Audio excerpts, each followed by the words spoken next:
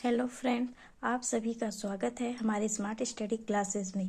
आज हम जो विज्ञान का कक्षा 9वीं विज्ञान का पेपर है तो उसको हम आंसर से सॉल्व करेंगे। आप इसमें से देख सकते हैं आपके कितने आंसर सही हैं और कितने आंसर गलत हैं। तो चलिए हम इसमें क्या करते हैं। पहला है सही विकल्प चुनकर लिखिए।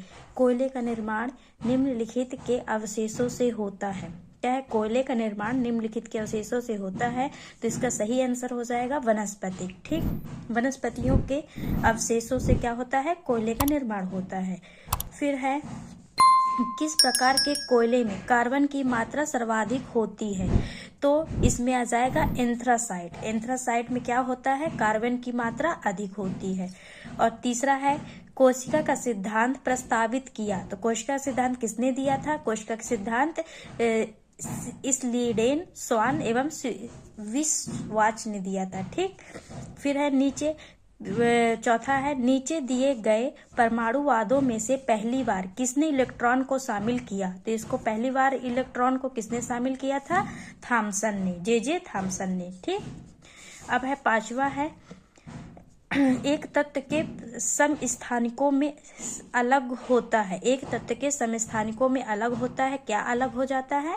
न्यूट्रॉन अलग हो जाता है। अब है दूसरा है रिक्त स्थानों की पूर्ति कीजिए। रिक्त स्थानों की पूर्ति कीजिए में क्या आ जाएगा? किसी तत्व के सारे परमाणु खाली स्थान होते हैं, तो किसी तत्व के सारे परमाणु क्या होते हैं? समान होते हैं। ठीक, क्या होते हैं? समान होते हैं। एक परमाणु में मौजूद इलेक्ट्रॉनों की कुल संख्या उस परमाणु संख्या का प्रतिनिधित्व करती है। इलेक्ट्रॉनों की संख्या बराबर प्रोटॉनों की संख्या और परमाणु की संख्या बराबर प्रोटॉनों की संख्या बराबर इलेक्ट्रॉनों की संख्या। ठीक है, तो क्या आ जाएगा? इसमें समान आ जाएगा। फिर है दूसरा है आयनिक यौगिक समानतः जल में खाली स्थान जबकि सहसंयोजी यौगिक जल में खाली स्थान होते हैं। तो इसमें क्या आ जाएगा? आयनिक यौगिक समानतः जल में विलेय जबकि सहसंयोजी यौगिक जल में अविलेय होते हैं। ठीक, अब है तीसरा है मानव में ध्वनि की श्रव्यता प्रसार खाली स्थान से खाली स्थान होती है। तो मानव में ध्वनि की श्रव्यता 20 Hz से 20,000 Hz तक होती है। सिर्फ हर्ट्ज 20,000 हर्ट्ज तक होती है। ये हो गया। चौथा है कोयले एवं पेट्रोलियम खाली स्थान ईंधन है। तो कोयला एवं पेट्रोलियम खाली क्या है? जीवाश्म ईंधन है। ठीक, अब तीसरा है पांचवा है पेट्रोलियम दो शब्दों खाली स्थान और से मिलकर बना होता है। तो इसमें आ जाएगा पेट्रोलियम दो शब्द किससे बना है? पेट्रो और ओलियम से मिलकर बना होता है। तो पेट्रो क्या है? पेट्रो एक लैटिन शब्द है जिसका अर्थ है चट्टान, और ओलियम क्या है? ओलियम एक तेल है। किससे मिलकर क्या बना रहता है? पेट्रोलियम मिलकर बना रहता है। अब है प्रश्न तीसरा है क्या है? उचित संबंध बनाइए, मतलब सही जोड़ी बनाना। इन लोगों को आपस में मैच कराना है। तो इसके लिए हम मैच जब कराएंगे तो क्या आ जाएगा? तो पहला है एल्केन। एल्केन में एकल बंध आ जाएगा। ठीक, फिर इलेक्ट्रॉनों की खोज क्या आ जाएगा? जे थॉमसन ने किया था। ठीक, और न्यूट्रॉन की खोज किसने किया था? तो न्यूट्रॉन की खोज क्या आ जाएगा? जेम्स चैडविक आ जाएगा। ठीक, तीसरे का ये हो जाएगा। फिर कार्बन और हाइड्रोजन से बने यौगिक को क्या कहते हैं? इसको कहते हैं हाइड्रोकार्बन। और पांचवा है कोयला को क्या बोलते हैं? जीवाश्म ईंधन। ठीक, ये हो गई सही जोड़ियां। तो अब हम चलते हैं किसमें? अब प्रश्न चौथा है निम्नलिखित प्रश्नों के उत्तर दीजिए। ध्वनि क्या है और कैसे उत्पन्न होती है? तो ध्वनि क्या है? ध्वनि एक ऊर्जा का रूप है जो कंपन करने वाली वस्तुओं से उत्पन्न होती है। ठीक, ध्वनि की तरंगे गैस, तरल और ठोस पदार्थों के माध्यम से यात्रा करती है। ध्वनि हमारे कान में श्रव्य संवेदना पैदा करती है। हम क्या विभिन्न वस्तुओं जैसे घर्षण द्वारा खुरच कर, वायु फूंक कर, उनको हिलाकर ध्वनि उत्पन्न करते हैं। कुछ भी है, जैसे आपस में जो दो वस्तुएं टकराती हैं, जो उससे उत्पन्न ध्वनि है उसी को क्या बोलते हैं, ध्वनि बोलते हैं। तो ये हो गया है। अब है संयोजी इलेक्ट्रॉन किसे कहते हैं। तो संयोजी इलेक्ट्रॉन क्या होता है, किसी भी रासायनिक बंधन के बनने वाली परमाणु के बाहरी कक्षा में, क्या है, किसी भी रासायनिक बंधन के बनने वाले परमाणु के बाहरी कक्षा में इलेक्ट्रॉन ही भाग लेते हैं, इन्हें ही संयोजी इलेक्ट्रॉन बंध कहा जाता है। जैसे मैं आपको समझा देती हूँ, ये है जैसे कार्बन है, ठीक है, उसका क्या हो जाता है, कार्बन की कितना है, 6 है।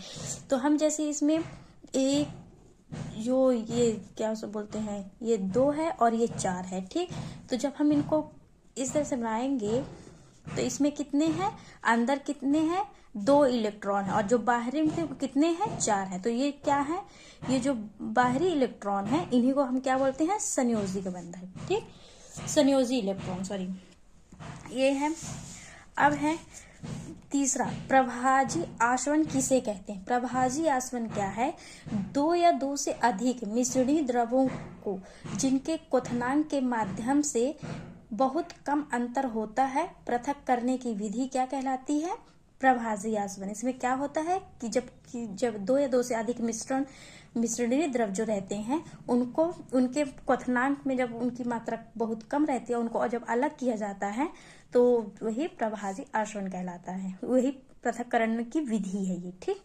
अब है चौथा है प्राकृतकवास। प्राकृतकवास में क्या रहता है, वह स्थान या परिवेश जहाँ कोई पौधा या जानवर रहता है उसे ही आवास कहा जाता है। जैसे रेगिस्तान, पर्वतीय क्षेत्र, जंगल घास के मैदान, यही सब क्या है, प्राकृतकवास है, ठीक। वहां रहने वाले जंतुओं को ही प्राकृतकवास बोलते हैं।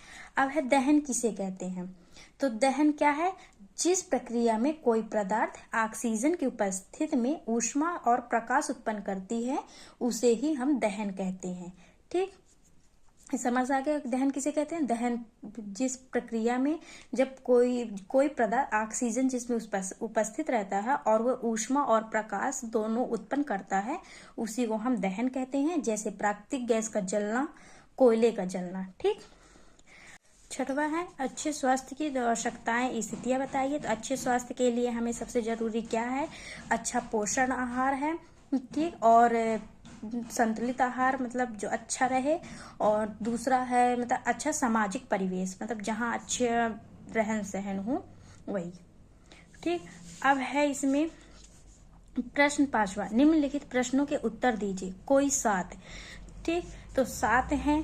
तो इसमें जीवाश्म ईंधन किस प्रकार बनाते हैं, पहला है जीवाश्म ईंधन किस प्रकार बनाते हैं समझाइए। दूसरा है प्लास्टिक का पुनः चक्रण किस तरह किया जाता है। तीसरा है थॉमसन द्वारा प्रस्तावित परमाणु डाल्टन के परमाणु के अलग कैसे किया जाता है। चौथा है समस्थानिक एवं समभारिक को उदाहरण सहित समझाइए। 5वां है एल्केन सजाती श्रेणी के 3 गुण लिखिए। और फिर 6वां है संपीड़न तथा विरलन का सचित्र समझाइए। और 8वां है ऑक्सीजन और नाइट्रोजन के साथ संयोजी इलेक्ट्रॉन ज्ञात कीजिए। फिर 8वां है समांगी मिश्रण तथा विषमांगी मिश्रण से आप कैसे अंतर करेंगे। है उत्पादक, उपभोक्ता और अपघटक से आप क्या समझते हैं। तो उत्पादक जो अपना खुद भोजन बनाते हैं, जैसे पेड़ पौधे हो गए और वो सूर्य के प्रकाश में उपस्थित प्रकाश संश्लेषण की प्रक्रिया से अपना भोजन बनाते हैं, तो उनको उत्पादक बोलते हैं। और इनका जो भक्षण करते हैं और जैसे इनसे जो इनमें जो ऊर्जा रहती है अपना भोजन प्राप्त करते हैं उनको, और इनका भक्षण करते हैं उनको क्या बोलते हैं, उपभोक्ता बोलते हैं, ठीक। उपभोक्ता ये क्या है कि जैसे इनका उदाहरण जैसे मैं बता दूं, कीट हो गया, मेढक कीट हो गया, सॉरी कीट है, यही क्या है, और काकरोच है, ये सब क्या है, ये उपभोक्ता है। और जब इनका कोई जैसे इनसे बड़ा कोई भक्षण करता है तो क्या हो जाता है, अपघटक। ये अपघटक क्या है, अपघटक है जो मृत जीवों को पुनः अपघटित करके उसकी जो ऊर्जा होती है अपने आसपास वातावरण में बिखेरते हुए क्या है, अपघटक है। जैसे कवक, बैक्टीरिया, ये सब क्या है, अपघटक है, ठीक। अब है प्रश्न 6वां, निम्नलिखित प्रश्नों के उत्तर दीजिए, वो भी कोई 5, ठीक। कंपोस्ट खाद बनाने की प्रक्रिया समझाइए। दूसरा है आयनिक यौगिक एवं सहसंयोजी यौगिकों के गुण लिखिए। तीसरा स्थान और श्रृंखला समव्ययता में उदाहरण सहित लिखिए। चौथा है जीवाश्म ईंधन के अधिक उपयोग में पर्यावरण पर पड़ने वाले प्रभावों को समझाइए। पांचवा है संक्षिप्त टिप्पणी अल्ट्रासोनोग्राफी। और दूसरा है पादप कोशिका एवं जंतु कोशिका में अंतर। फिर सातवां है द्विनाम पद्धति से आप क्या समझते हैं, इसके अंतर्गत जीवों को किस प्रकार लिखे जाते हैं, कोई उदाहरण। तो द्विनाम पद्धति तो क्या है, ये आपको तो पता ही होगा कि जब किसी मतलब जंतु को वंश और जाति पहला नाम रहता है, वंश और जाति में अलग करते हैं, नाम और जाति में अलग करते हैं, उसे द्विनाम पद्धति कहते हैं। इनमें भी कई इनके जीवों के अंतर्गत नाम भी लिखना, उदाहरण भी देना है। ठीक, अब है सातवां निम्नलिखित प्रश्नों के उत्तर दीजिए, वो भी कोई चार। बोर के परमाणु मॉडल की व्याख्या कीजिए। दूसरा है ध्वनि संचरण के लिए माध्यम की आवश्यकता होती है, प्रयोग द्वारा समझाइए। और तीसरा है कोयले के विभिन्न प्रकारों को विस्तार पूर्वक समझाइए। चौथा है तरंग के वेग, आवृत्ति तथा तरंग दैर्ध्य को सचित्र परिभाषित कर इसमें संबंध व्युत्पन्न कीजिए। फिर ये है पांचवा डाल्टन के परमाणुवाद की विवेचना कीजिए, इस सिद्धांत की सीमाएं क्या हैं। छठवां है पुनः चक्रण को परिभाषित करें, इससे होने वाले लाभों को समझाइए। प्रश्न आठवां है निम्नलिखित प्रश्नों के उत्तर दीजिए, 12 नंबर का है, तो सब 4-4 नंबर के हैं। ठीक, तो इसमें है पहला है रदरफोर्ड तथा का अल्फा कण प्रकीर्णन का प्रयोग कर रदरफोर्ड का अल्फा कण प्रकीर्णन प्रयोग क्या था, इस आधार पर उन्होंने परमाणु संरचना के संबंध में क्यों निष्कर्ष निकाले। ये अथवा में है, इनमें से कोई एक करना है। अथवा पे है तो पादप ऊतकों के समूहीकरण को इसके कार्यों व विशेषताओं को ध्यान में रखते हुए बताइए। दूसरा है निम्नलिखित पर टिप्पणी है। पहला है सोनार का चित्र बनाना है और सचित्र वर्णन इसका वर्णन करना है।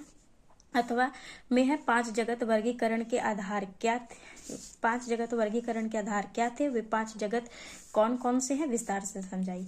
ये है आज का हमारा विज्ञान का मॉडल पेपर। मैंने कुछ आंसर भी इसके बता दिए हैं और कुछ जो मतलब बड़े हैं वो आप जाकर अपना ढूंढ के, मोस्ट हैं ये मैं नहीं कहती यही पेपर आएगा, लेकिन मोस्ट क्वेश्चन है, इनमें से आप सभी करिए। अथवा के भी देख लीजिए एक बार, क्या है जरूरी तो नहीं है कि अब यही आ जाएगा, तो आप अथवा वाले भी सब एक एक बार देख के जाइएगा, शायद है कुछ आपके लिए फंस जाए। तो चलिए, थैंक यू देखने के लिए और इस चैनल को लाइक सब्सक्राइब जरूर कर दीजिए।